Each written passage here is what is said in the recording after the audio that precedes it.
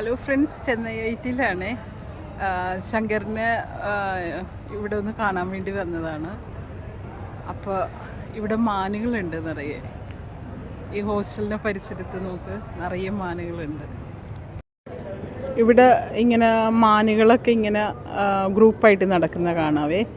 കുറച്ചൊന്ന് ഇരുട്ടി തുടങ്ങിയതുകൊണ്ട് അത്ര ക്ലിയർ ആവുന്നില്ല. ഇലയുടെ അതേ കളറിലാണ് മാനിരിക്കുന്നത്.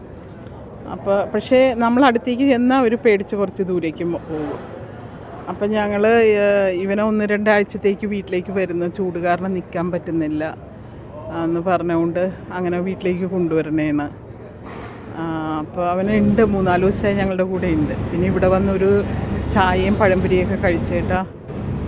പിന്നെ അവൻ്റെ ഹോസ്റ്റലിൽ നിന്ന് കുറച്ച് സാധനങ്ങളൊക്കെ ഇട്ട് വീട്ടിലേക്ക് പോകണം. അപ്പോൾ അത്രയൊക്കെയുള്ള വിശേഷങ്ങൾ.